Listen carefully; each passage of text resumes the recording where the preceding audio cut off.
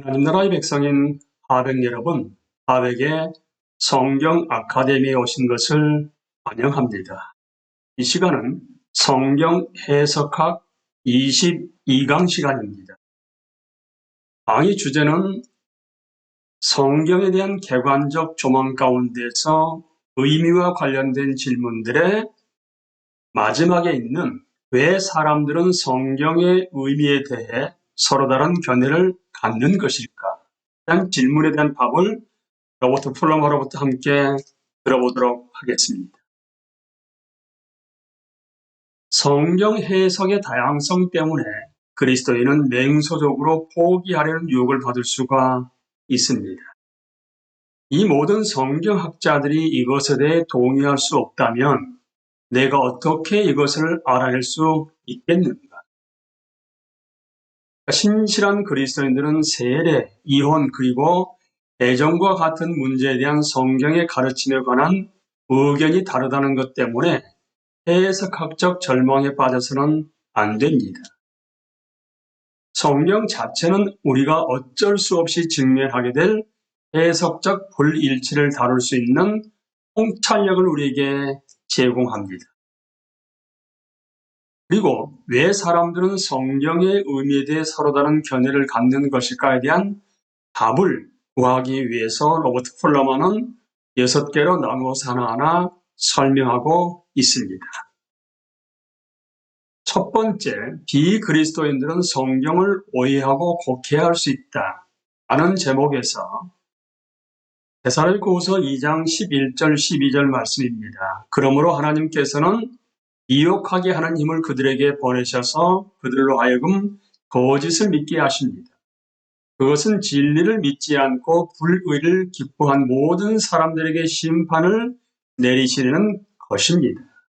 놀랍게도 미혹하는 힘을 하나님이 보내셔서 거짓을 믿게 하게 되고 진리를 믿지 않고 불의를 기뻐한 모든 사람들에게 심판을 내리신다는 말씀이 있습니다.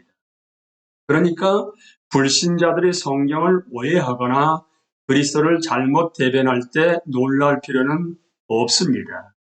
세상이 그 견해에 박수를 보내는 것도 결코 우리에게는 놀랄 일이 아닙니다. 뿐만 아니라 요한일서 4장 5절입니다. 그들은 세상에서 났습니다. 그런 까닭에 그들은 세상에 속한 것을 말하고 세상은 그들의 말을 듣습니다. 그러니까 비그리스도인 학자들은 하나님은 기적적으로 세상에 개입하지 않는다는 가정을 가지고 종종 출발합니다. 그렇게 되면 그들이 결론적으로 동정녀 탄생과 같은 초자연적인 사건을 부정하고 있는 것은 결코 놀랄 일이 아닌 것이지요. 의심하는 자들에게 어떤 증거가 성경이 사실을 기록하고 있다고 당신을 설득할 수 있을까요? 라는 질문을 우리가 해볼 수가 있습니다. 예수님은 초림과 재림 사이의 기간, 그러니까 우리가 성경에서는 말세라고 얘기합니다.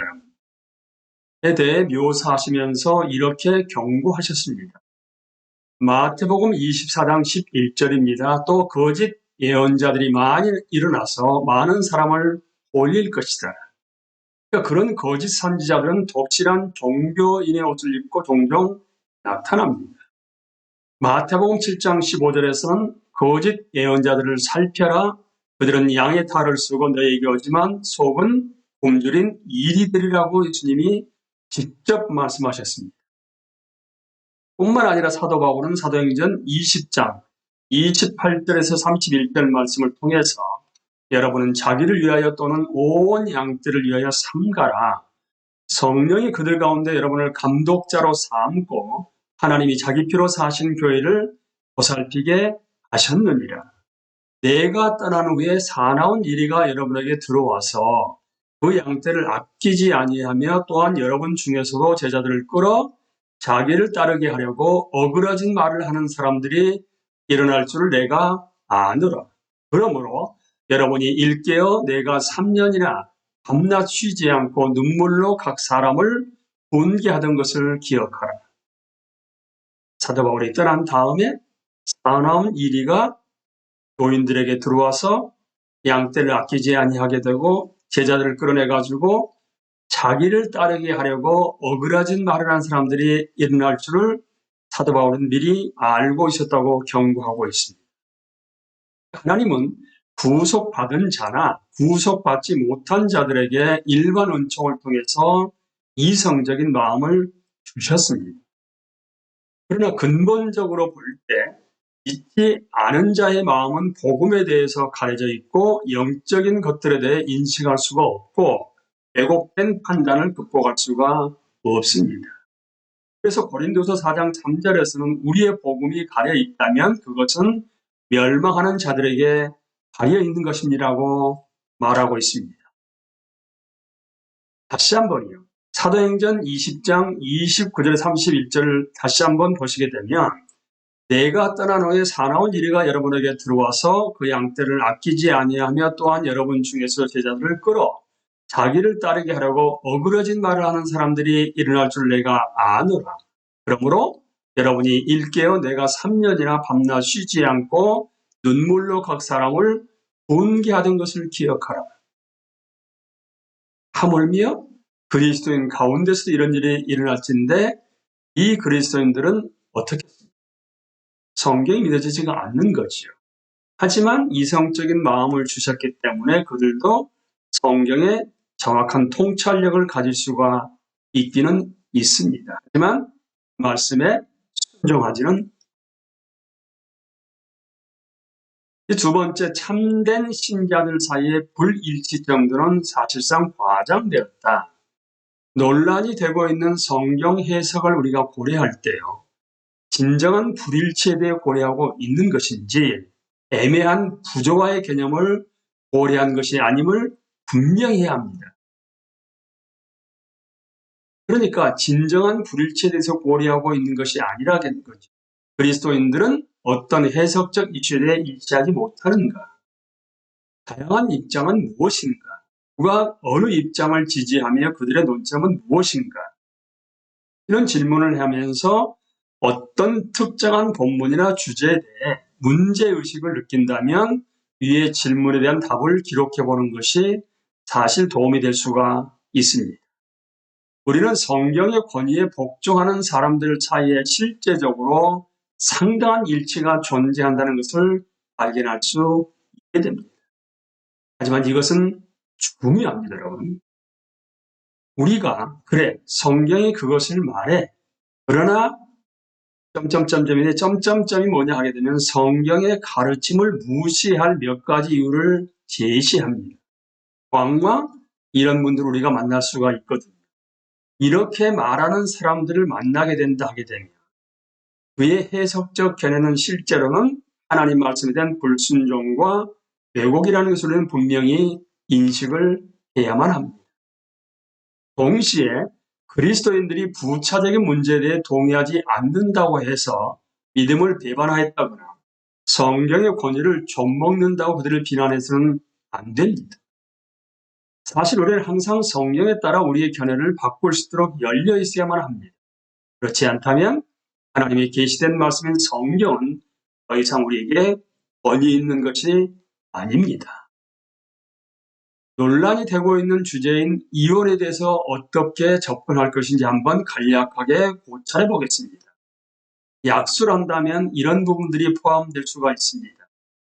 성경 말씀 가운데서 그리스도인들이 동의하는 것, 그것은 이혼은 악하다. 하나님은 이혼을 좋아하지 않는다는 말씀들이 있습니다. 말라기 2장 16절과 마가복음 10장 2절에서 9절 말씀입니다.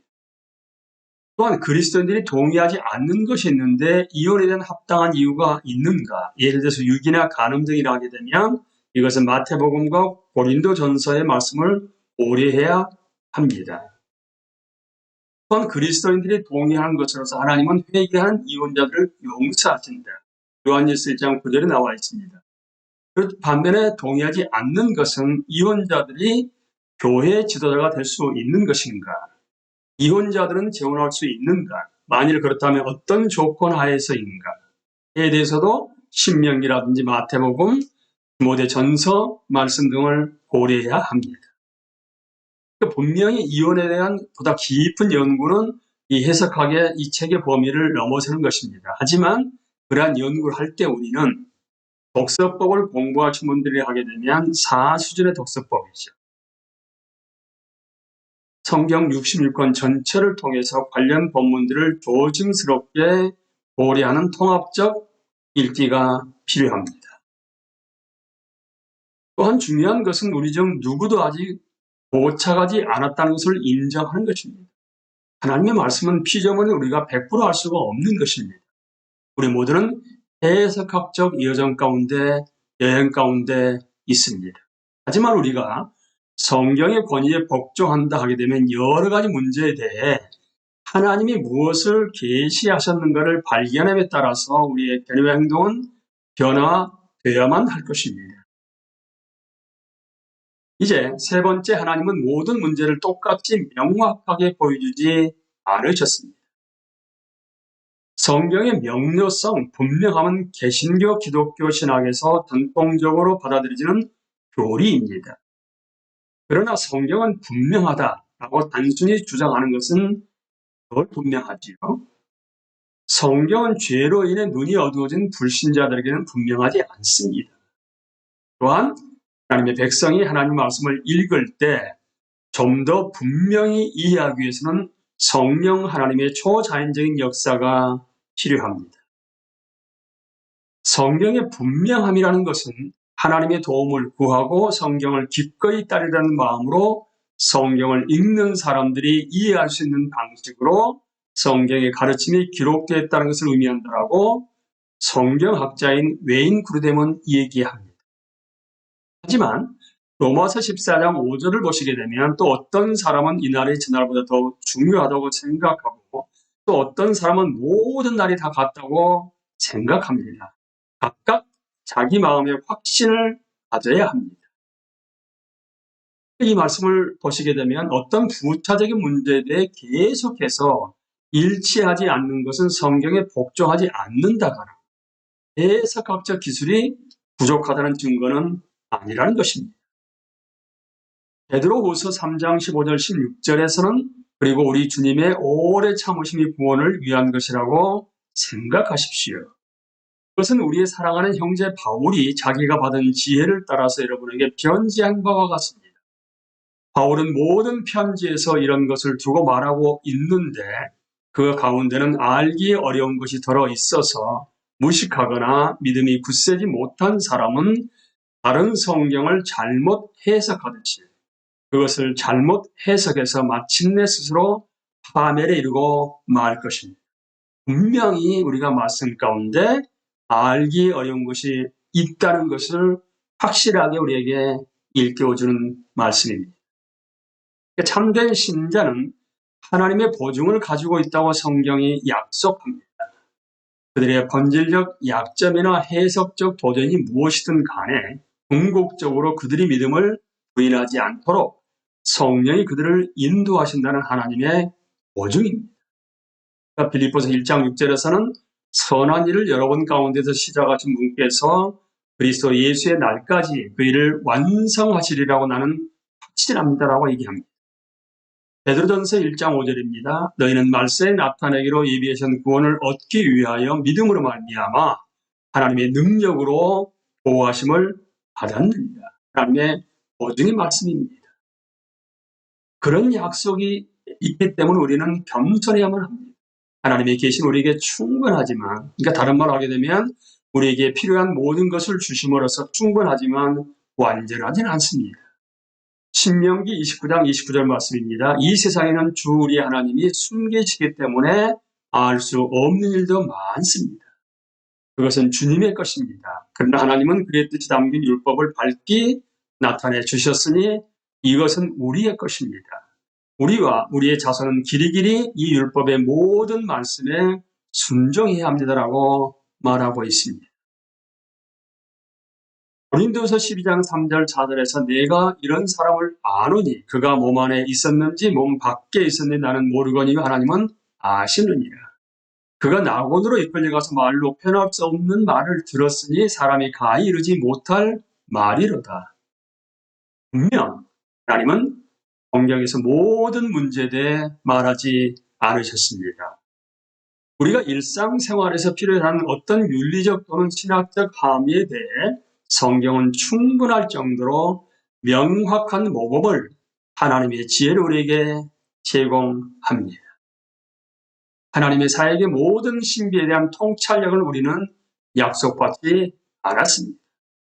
고린도서 13장 12절 말씀에서 지금은 우리가 거울로 영상을 보듯이 희미하게 보지만은 그때는 얼굴과 얼굴을 마주해서 볼 것입니다. 지금은 내가 분밖에 알지 못하지만은 그때는 하나님께서 나를 아신 것과 같이 내가 온전히 알게 될 것입니다. 우리는 결코 온전히 알지 못합니다. 이 땅에서는. 그래서 이해하기 어려운 성경 본문에 대한 몇 가지 마지막 주의점을 로버트 풀러만은 우리에게 제시하고 있는데요. 논란이 되고 있는 이슈나 본문에 대한 판단을 보류하는 것이 때때로 원할만 합니다. 논란이 되고 있는 문제에 대해 잠정적인 견해를 갖는 것도 용납할 만하지요. 그리고 만일 우리가 한 가지 해석의 유일한 보고자라면 그것은 거의 틀림없이 잘못된 것입니다. 이상하고 특이한 해석은 그렇다고 인정해야만 하는 것입니다. 이제 해석자들은 다양한 수준의 지식과 기술을 가지고 있다는 것. 저들은 당시의 문화적 기준으로 볼 때 신학적인 훈련을 받지 못한 자들로 묘사되고 있습니다. 그래서 사도행전 4장 13절에서 그들은 베드로와 요한이 본래 배운 것이 없는 보잘것없는 사람인 줄 알았는데 이렇게 담대하게 말하는 것을 보고 놀랐다. 그리고 그들은 그 두 사람이 예수와 함께 다녔다는 사실을 알았지만 어부를 여러분 새로운 종교운동의 지도자로 선택할 사람은 일반적으로 없지 않겠습니까? 그러니까 사도행전 4장 13절에서도 베드로와 요한이 본래 배운 것이 없는 보잘것없는 사람인 줄 알았는데 이렇게 담대하게 말하는 것을 보고 놀랐다고 얘기하는 것입니다. 사실 인간의 지성을 높이는 것은 하나님의 계시를 이해하는 데 장애물처럼 보입니다. 고린도전서 3장 18절 20절 말씀입니다. 아무도 자신을 속이지 말라. 너희 중에 누구든지 이 세상에서 지혜 있는 줄로 생각하거든 어리석은 자가 되라. 그리하여야 지혜로운 자가 되리라. 이 세상 지혜는 하나님에게 어리석은 것이니 기록된 바 하나님은 지혜 있는 자들로 하여금 자기꾀에 빠지게 하시니라 하였고 또 주께서 지혜 있는 자들의 생각을 헛것으로 아신다 하셨느니라. 다시 한번 여러분 빨간색으로 된 부분입니다. 누구든지 이 세상에서 지혜 있는 줄로 생각하거든 어리석은 자가 되라. 그리하여야 하나님 안에서 지혜로운 자가 될 것이라는 얘기입니다. 마태복음 11장 25절 26절입니다. 그때 예수께서 대답하여 이르시되 천지의 주제이신 아버지여 이것을 지혜롭고 슬기 있는 자들에게는 숨기시고 어린 아이들에게는 나타내심을 감사하나이다. 옳소이다. 이렇게 된 것이 아버지의 뜻이니이다. 그렇다면 무엇이 사람을 하나님 앞에서 참으로 지혜롭게 하는 것일까요? 시편 119편 98절에서 100절 말씀입니다. 주님의 계명이 언제나 나와 함께 있으므로 그 계명으로 주님께서는 나를 내 원수들보다 더 지혜롭게 해주십니다. 내가 주님의 증거를 늘 생각하므로 내가 내 스승들보다도 더 지혜롭게 되었습니다. 내가 주님의 법도를 따름으로 노인들보다도 슬기로워졌습니다. 여러분, 엄청난 지식을 가지고 있어도 시편 기자가 묘사하고 있는 순종적 반응이 있을 수 없다는 것을 우리는 주목해야만 합니다. 그런 경우에 그 지식은 공허하며 죽은 것입니다. 그래서 마태복음과 야고보금, 야고보서, 요한일서에서 영혼 없는 몸처럼 말이라고 이야기를 하십니다. 사랑과 선행이 없으면 지식이 많은 교사라도 소리나는 구리와 꽹과리입니다. 하나님은 모든 사람이 그의 말씀에 다가와 성령의 능력으로 그것을 믿고 순종하고 다른 사람에게 가르칠 수 있도록 하셨습니다. 이제 해석자들은 다양한 수준의 영적 조명과 부지런함을 가지고 있다는 부분입니다. 자연적 은사와 상관없이 모든 그리스도인에게는 성령의 초자연적 임재가 보증되어 있습니다. 성령 하나님은 그들을 가르치며 오리로부터 보호하십니다. 요한일서 2장 20절에서 27절이라든지 요한복음 16장 32절을 참고해 보십시오. 동시에 신자들은 책임으로 부르심을 받았고 부지를 하다는 교훈을 받습니다. 디모데후서 2장 15절에서 너는 진리의 말씀을 옳게 분별하며 부끄러울 것이 없는 일꾼으로 인정된 자로 자신을 하나님 앞에 드리기를 힘쓰라라고 말하고 있습니다. 하나님은 우리가 기도와 묵상, 회개, 믿음 그리고 순종으로 그의 말씀에 나아가도록 부르십니다. 성령은 우리의 죄악된 편견을 고치고 관찰과 판단을 명확히 할 수 있도록 역사하십니다. 성경을 아무렇게나 또는 순종하지 않고 대하게 되면 우리는 성령의 도우심을 기대할 수 없습니다. 회개하지 않은 죄 가운데 거하게 되면 우리는 귀를 열어 성령의 음성을 듣고 그를 따르기보다는 오히려 성령 하나님을 근심하게 하게 됩니다. 논증과 호소는 항상 성경 본문을 가리키는 것으로 이루어져야만 합니다. 즉 모든 사람에게 제공될 수 있는 증거를 제시하는 것으로 이루어져야만 합니다. 그 부분에서는 아볼로가 우리의 모델이 될 수가 있습니다. 사도행전 18장 27절에서 28절 말씀입니다. 아볼로는 아가야로 건너가고 싶어 했다. 그래서 신도들이 그를 격려하고 그쪽 제자들에게 아볼로를 영접하라고 편지를 보냈다. 그는 거기에 이르러서 이미 하나님의 은혜로 신도가 된 사람들에게 큰 도움을 주었다. 그가 성경을 가지고 예수가 그리스도이심을 증명하면서 공중 앞에서 유대 사람들을 힘있게 논박했기 때문이다. 여기서 성경을 가지고 오라고 말하고 있는데 어떤 성경일까요, 여러분? 구약 성경입니다, 여러분. 모든 해석자들은 편견, 즉 인지하든 못하든 편견을 가지고 본문에 들어갑니다. 우리가 자란 가정, 우리를 양육한 교회, 우리의 교육, 직업, 삶의 경험, 이 모든 것들이 우리의 사고에 영향을 미칩니다. 그래서 시편 기자는 19편 12절에서 자기 허물을 능히 깨달을 자 누구리요? 나를 숨은 허물에서 벗어나게 하소서라고 기도합니다. 그리스도 앞에 서는 때까지 우리는 우리 안에 있는 내적 죄와 그로 인한 정신적이며 영적인 왜곡들과 싸워야만 합니다. 하나님 나라의 백성인 하백 여러분, 예수 그리스도의 제자로서의 그리스도인 여러분, 우리는 재림 때 그리스도 앞에 서는 때까지 내적 죄와 그로 인한 정신적이며 영적인 왜곡들과 끊임없이 싸워나가야만 합니다. 그래야지만이 우리의 삶이 보다 예수 그리스도의 형상에 가까워지게 되고 성경 말씀을 올바로 해석하고 삶에 적용하고 순종하게 됨으로 말미암아 하나님을 기쁘시게 할 수가 있습니다. 예수 그리스도의 제자로서 또한 하나님 나라의 백성으로서 그리스도인으로서 그리스도 앞에 서는 그때까지 그런 내적 죄와 그로 인한 정신적이며 영적인 왜곡들과 싸우는 데 있어서도 누구의 은혜가 필요하겠습니까? 누구의 능력이 필요하겠습니까?